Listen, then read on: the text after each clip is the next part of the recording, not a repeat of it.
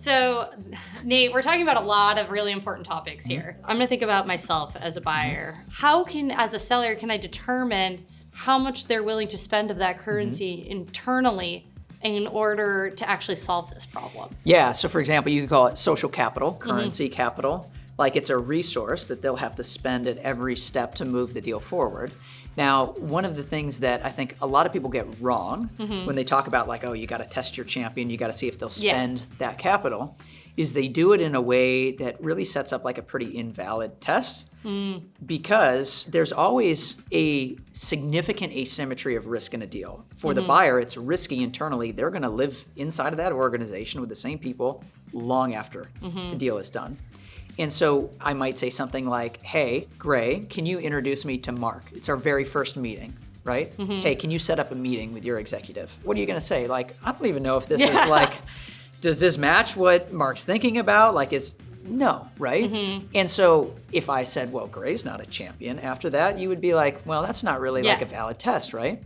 So you have to think about what is the right way to actually add, and I'm going to use a phrase that we can unpack later, add value, which is a little squishy, but add value back to the buyer while you are testing them. So for example, you are working through a deal where it's going to be new, like never been done before in the organization. You recently finished up a project with another customer. I say, hey, Gray, if I connect you with Heather, I think you guys might have a great conversation. Would you be up for that? I'm going to check in and be like, Gray, did you actually call Heather? Like you said you would. Did you follow through? If not, I'm going to start to wonder, like, is this really top of mind?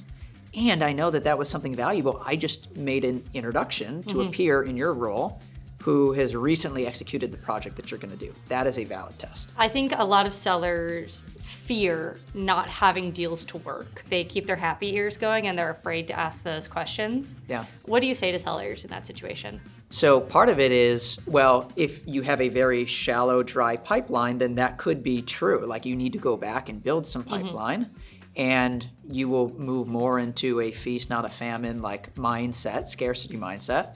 But the other idea is that if you look at where the difference between a really low, like call it 15% versus a higher 50% win rate is going to come from, it's not working more and more opportunities. It's going deep onto the highest value, highest potential opportunities. Because if you're treating every deal the exact same, then you're starving the high potential deals of your time and your creativity and your thoughtfulness, and you're feeding that to where it's like not going to drive any level of outcome. So if early on you can begin to decide, okay, like where are we going to go really deep together, and I'm going to qualify out others, these, I know I'm going to win these because we're going to go deep together.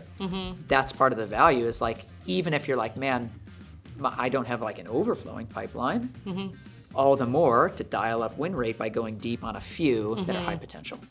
Well, that's why the equation of coverage is so important, right? If you have a really low win rate, you're going to need a lot of coverage. But if you've got a high win rate, you don't need to have as much coverage. Yeah, that's right. And that's where if you start to kind of think about pipeline in terms of like a discounted or weighted approach, to say, okay, well, I have some high value late stage deals that I'm going deep on, like let's spend more time to make sure that these get across the line well.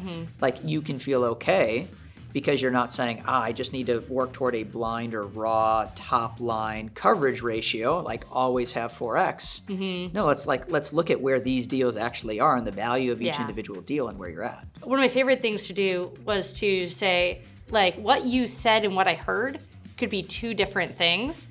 So please tell me, did I articulate the problem the way that you perceive it?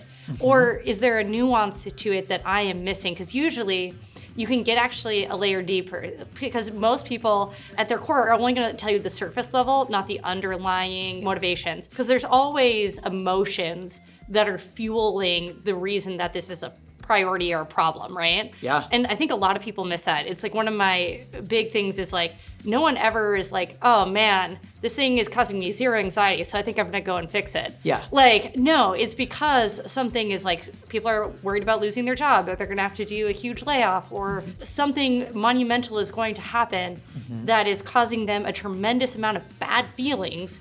and they would like to not feel that way anymore. But if you keep it at that surface level and you actually don't understand the driving emotions or the reason that this is an executive priority or why this person has been trusted to solve this problem, then you're never actually going to be able to build a meaningful business case. Is that fair? Yes, and a couple things that you just touched on are so important. Like one of the most powerful human experiences is to feel fully known and understood. And to your point is like a lot of these problems are wrapped up in a lot of negative emotion that is like easier to ignore.